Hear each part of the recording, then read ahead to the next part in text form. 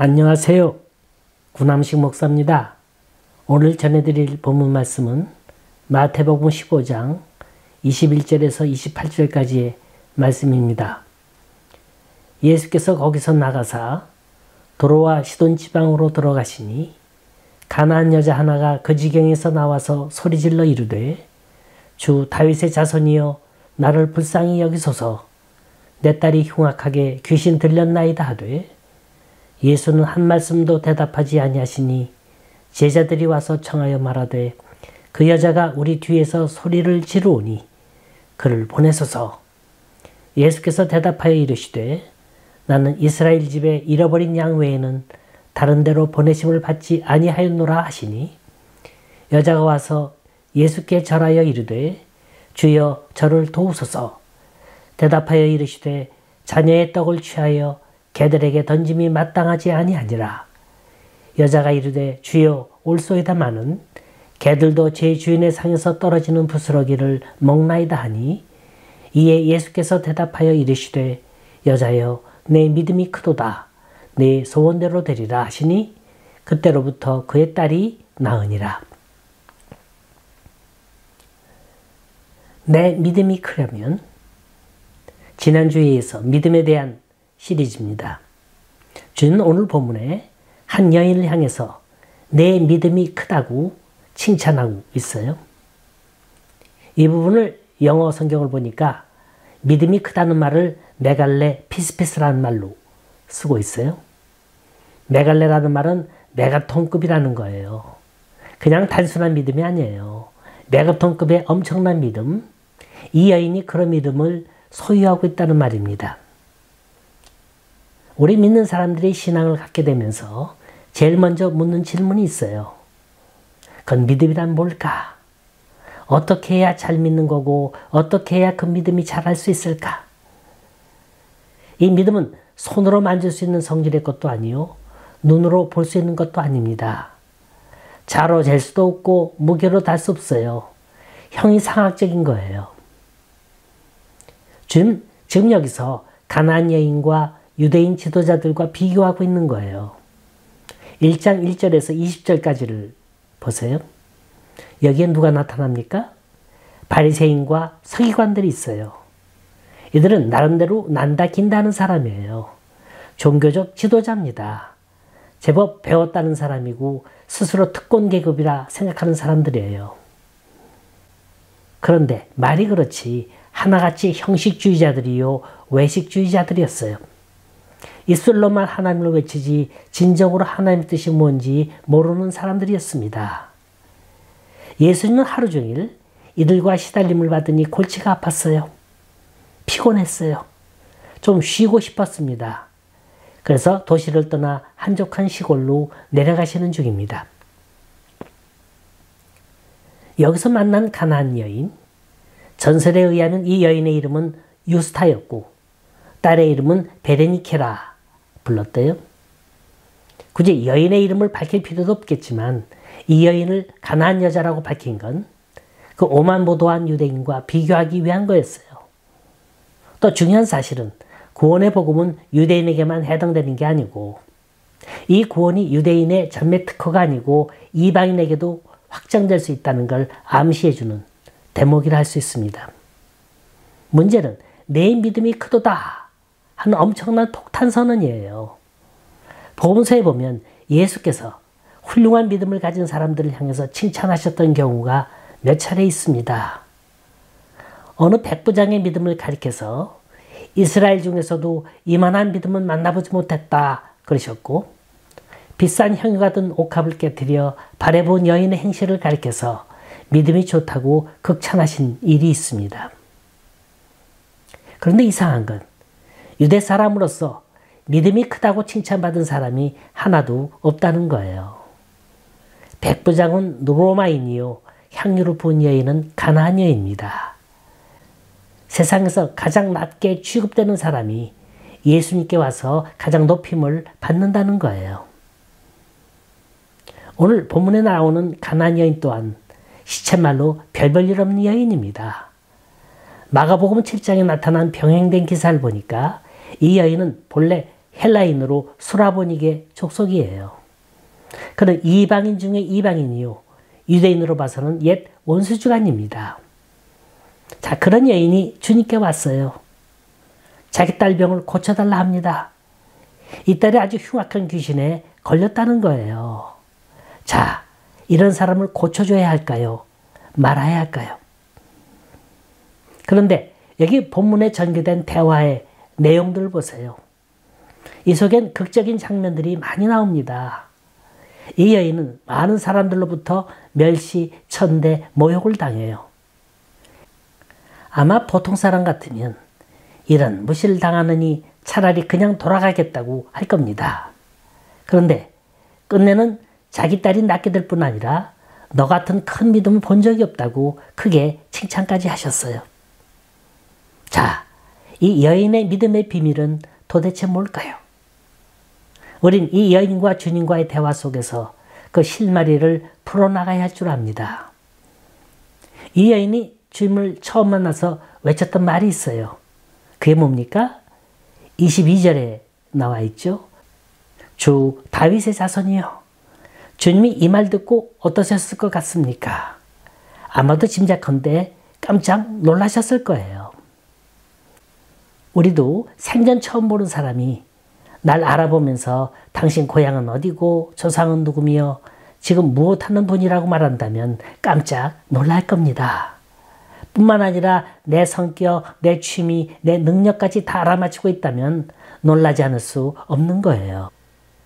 더구나 당시 상황이 어떤 상황이었느냐면 주님은 무척 피곤한 상태에 있었어요. 주님은 서기관과 바리새인들과 논쟁을 벌이느라 짜증이 날 정도였죠. 아무도 주님을 주로 받아들이지 않았고 오히려 복음을 배척하고 방해하고 있었습니다. 아마도 이곳이 가버나움 지역이 아닌가 싶습니다. 주님은 그곳을 벗어나고 싶었어요. 그래서 찾아가신 곳이 두로와 시돈 지방입니다. 이곳은 갈릴리 호수로부터 약 45마일 떨어진 곳이에요. 한마디로 해서 깡촌입니다. 유대인이라고는 찾아볼 수 없는 곳이에요. 그 어느 누구도 가길 꺼려하는 곳입니다. 그런데 주님께서는 이곳을 안전한 처소로 삼고 조용히 쉬실 겸 들어가셨던 겁니다. 그런데 유대인도 아닌 이방인이, 그것도 사람들이 거들떠보지 않는 한 초라한 여인이 주님을 알아보는데 너무나도 정확히 알고 있었다는 겁니다. 주 다윗의 자손이요. 이 말은 여러 가지 함축된 의미가 있습니다. 첫째로 이 여인은 누가 가르쳐줬는지 누구에게 배웠는지 모르지만 앞으로 오실 메시아에 관한 지식을 이미 소유하고 있었습니다. 둘째는 이 메시아가 다윗 왕의 약속된 후손으로 예수님과 관련되어 있다는 사실을 알고 있었고, 셋째로 유대 지도자들은 예수님을 메시아로 인식하지 못하고 거부했지만 오히려 저주받은 이방인들이 예수가 메시아임을 알아보고 순종했다는 겁니다. 그리고 넷째는 메시아와 예수와 관련된 사상이 두로와 시돈과 같은 깡촌에 이미 소문으로 알려져 있었다는 겁니다.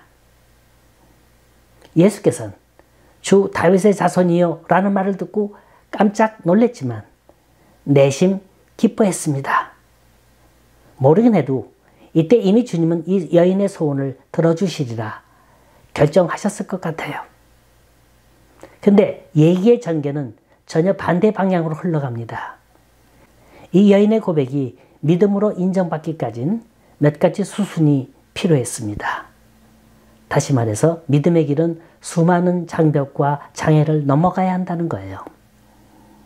첫 번째로 이 여인이 당한 장벽은 주님의 침묵이었습니다.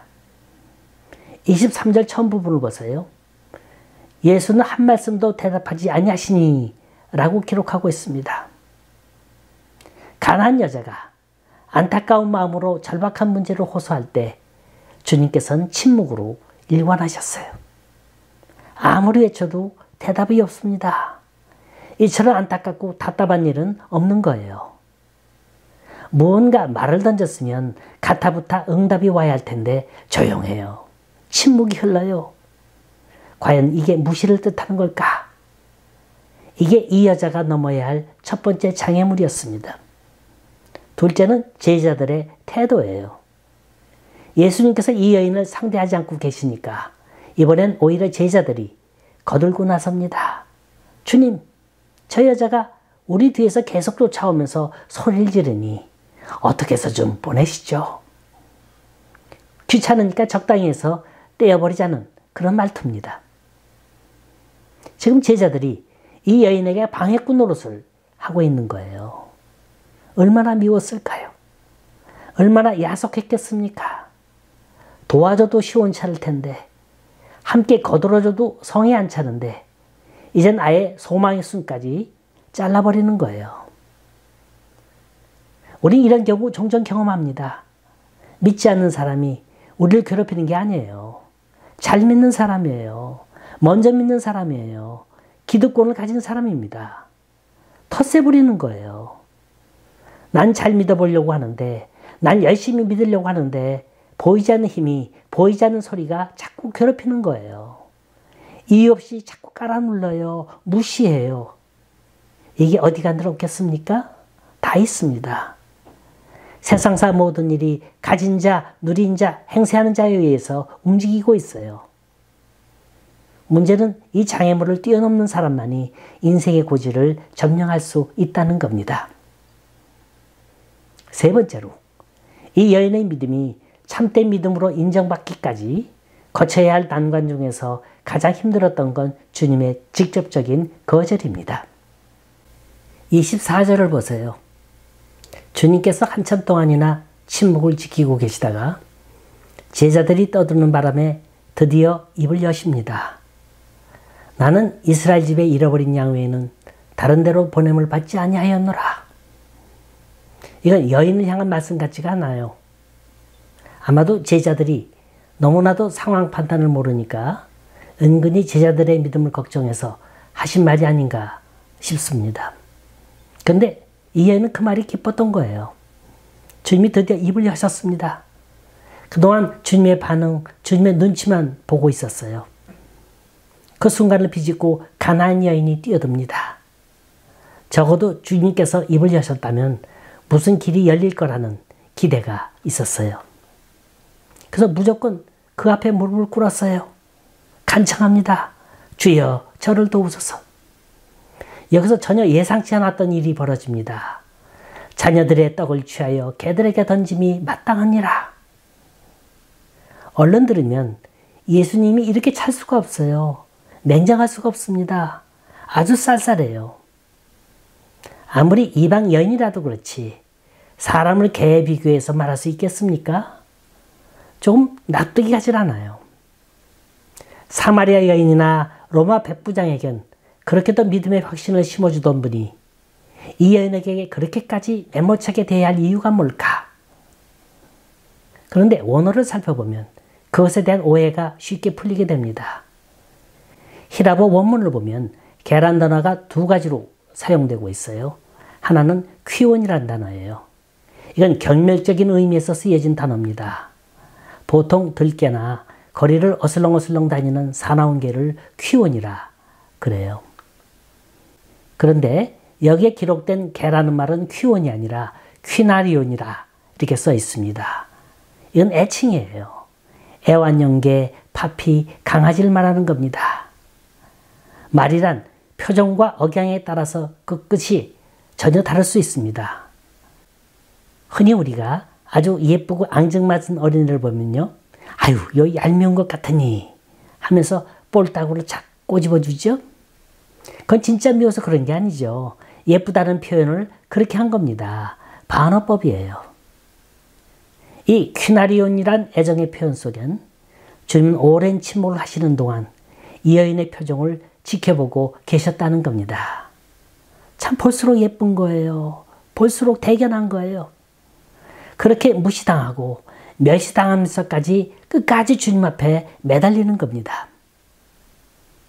근데 결정적인 순간은 그 다음 구절에 옵니다. 27절입니다. 옳습니다. 개들도 주인의 상에서 떨어지는 부스러기를 먹나이다. 이 여인은 아주 약삭발랐어요. 벌써 주님이 말씀하신 이 퀴나리오라는 말 속에 주님의 진의가 뭔지를 다 알았던 거예요. 다시 말해서 주님이 한 여인의 마음을 떠보기 위해서 쪼고 한 것까지도 이 여인은 알아차리고 있었다는 겁니다. 바로 여기에 주님은 탄복하지 않으실 수 없었어요. 여인아, 내 믿음이 크도다. 메갈레 피스피스. 이런 칭찬을 받은 사람은 복음서에서는 백부장과 이 여인밖에 없습니다. 우린 예수님의 칭찬을 대하면서 예수님의 냉정한 태도가 어떤 뜻을 두고 일부러 그런 것임을 알 수 있습니다. 우린 지금 주님과 가나안 여인과의 짤막한 몇 토막의 대화를 통해서 믿음의 큰 도전을 받고자 합니다. 지금 이 여인은 세 가지 믿음의 큰 장애를 받고 있어요. 주님의 침묵, 제자들의 극성스러운 방해, 그리고 주님의 직접적인 거절. 그런데 오늘의 메시지는 주님이 침묵하셨다 해서 그게 곧 거절을 뜻하는 게 아니라는 거예요. 또 거절하셨다 해서 그것이 끝이 아니라는 겁니다.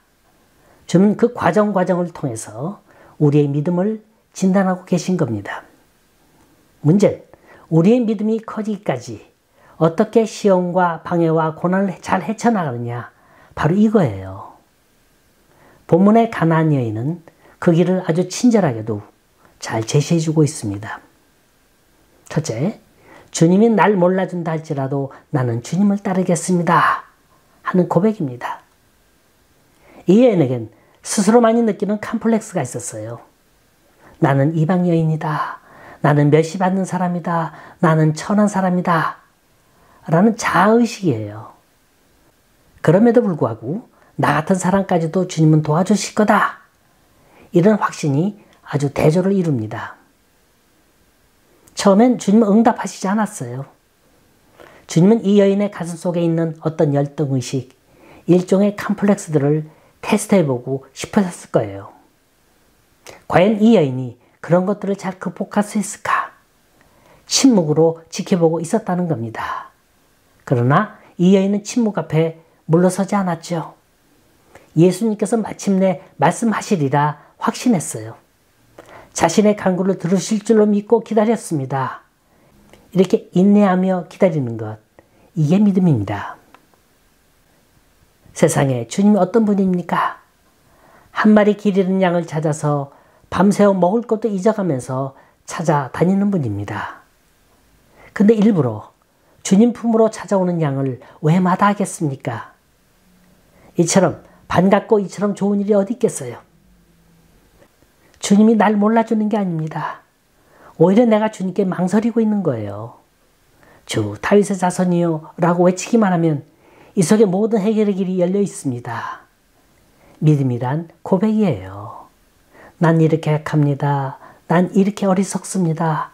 그러나 난 주님이 누구인지를 압니다. 주님이여 나를 도와주옵소서.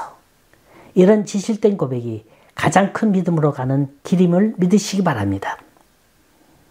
두 번째는 나는 주님의 응답을 받기까지는 절대로 물러나지 않겠다는 용기예요. 만일 이 여인이 자존심에 못 이겨 내 딸년 하나 안 고치면 되지 이렇게 오기로 떠났다고 해보세요. 그럼 이런 기회는 다시 오지는 않았을 겁니다. 대체로 인생의 장애물을 만난 사람들은 한결같이 다 왜라는 질문을 해요. 왜 나는 이렇게 됐지? 왜 나는 이렇게 어리석지? 왜 나에게 이렇게 꼬이는 일만 있지? 그렇다고 이 왜라는 질문이 문제를 해결해 주진 못합니다. 정작 필요한 건 왜 그런가 하는 이유를 묻는 게 아니라 그 장애를 뛰어넘을 수 있는 능력이 있느냐 하는 거예요. 설사 누가 나를 개라고 하면 어떻습니까?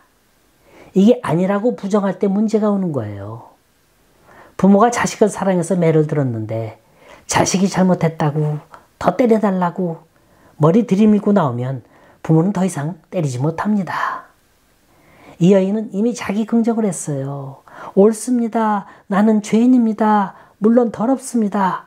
그러나 은혜는 받아야겠습니다. 주여 불쌍히 여기소서.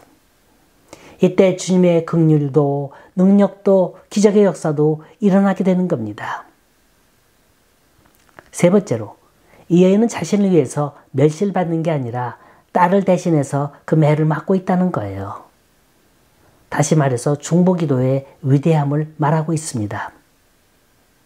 한번 본문 22절을 자세히 들여다보세요.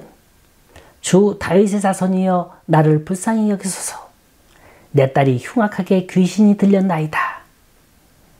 이 여인은 딸 문제가 아니라면 수모를 당할 필요도 주님을 찾을 이유도 없을 거예요. 이 여인은 지금 어미로서의 아픔을 호소하고 있는 겁니다. 어쩌면 자신의 병을 위해서라면 이렇게 간절하지 않을지 모릅니다. 제가 30살 때 소아마비에 걸렸어요. 딸 넷만 있는 가정에 막둥이 아들이 발을 쩔뚝쩔뚝거리는 거예요. 나중엔 힘이 없어 목발을 짚는 거예요. 장애인이 됐습니다. 그 아들을 바라보는 부모의 심정이 어떻겠어요? 세상에 좋다는 약 다 써봤고 좋다는 병원 다 다녀봤습니다만 허사였어요. 더 아픈 거예요. 더 나빠지는 겁니다. 당시 우리 아버지는 한량이었어요. 술 좋아하고 노름 좋아하고 교회랑은 거리가 멀었습니다. 그런데 누가 귀띔을 해줍니다. 애엄마만 교회 나가는데 그러지 말고 함께 교회 나가라고. 아들을 위해 기도하라고. 그래도 체면이 있지. 밝은 대낮에 어떻게 성경책 들고 교회 나간단 말인가? 나 같은 사람이 교회 나간다면 세상 사람들이 웃을 일이야. 하지만 아들이 낳아야 할 것 아니에요? 아들이 낳기 위해서는 무슨 짓이라도 해야 할 것 아닙니까? 당시 우린 을지로 상가에 살았어요. 영락교회가 그리 멀지 않은 곳입니다. 아버지가 마지막 선택한 것은 새벽 기도였어요. 사람들이 보지 않을 테니까. 이른 새벽 절 안고 영락교회 나가 1년이 넘게 기도하시는 거예요. 이 아들 낳게 해달라고, 고쳐달라고. 전 이렇게 부모님의 정성 어린 중보기도로 낳습니다. 걸었어요. 뛰었어요. 목발을 집어던졌습니다. 이게 의학의 힘으로 그런 겁니까? 아니에요. 하나님의 능력으로 낳은 거예요. 당시엔 소아마비가 유행이었어요. 제 또래엔 소아마비가 참 많았습니다. 그 중에서 저는 럭키였죠. 행운아였어요. 누구 때문에? 중보기도 때문에. 하나님이 고치지 못할 병 뭐가 있겠습니까? 하나님이 하시지 못할 일 뭐가 있겠어요? 문제는 기도를 안 한다는 거예요. 매달리지 않는다는 거예요. 가족 모두가 마음이 하나로 합해져 있지 않다는 거예요. 엉뚱한 데서 방법 찾고 엉뚱한 노력 기울인다는 거예요. 생각하는 것과 그 생각을 실천한 것과는 그 결과가 천양지차인 겁니다. 딸이 불쌍하다면 그 딸을 대신해서 날 불쌍히 여겨달라는 기도가 있어야 돼요. 아들이 불쌍하다면 그 아들을 대신해서 날 불쌍히 여겨달라고 해야 되는 거예요. 애정이 없는 기도, 간절 없는 기도가 어떻게 응답되겠습니까? 믿음이란 절대로 방해와 문제와 사건이 없으면 자라지 않습니다. 때론 주님이 우리의 믿음을 테스트할 때도 있어요. 주님이 우리를 너무나 사랑하시기 때문에 반대의 대답을 주실 때도 있습니다. 하지만 더 이상 왜라는 물음에 매달리지 말고 십자가 앞에 모든 거 다 내려놓으세요. 인생의 모든 문제에 대한 해답은 예수님께 있습니다. 주여 나를 불쌍히 여기소서. 주여 주인상에서 떨어지는 부스라게도 먹겠나이다. 자존심, 체면, 수단, 방법 다 버리고 주님 앞에 나올 때 주님은 대답하실 겁니다. 내 믿음이 크도다. 이 귀한 은혜가 함께 하시길 간절히 기원합니다.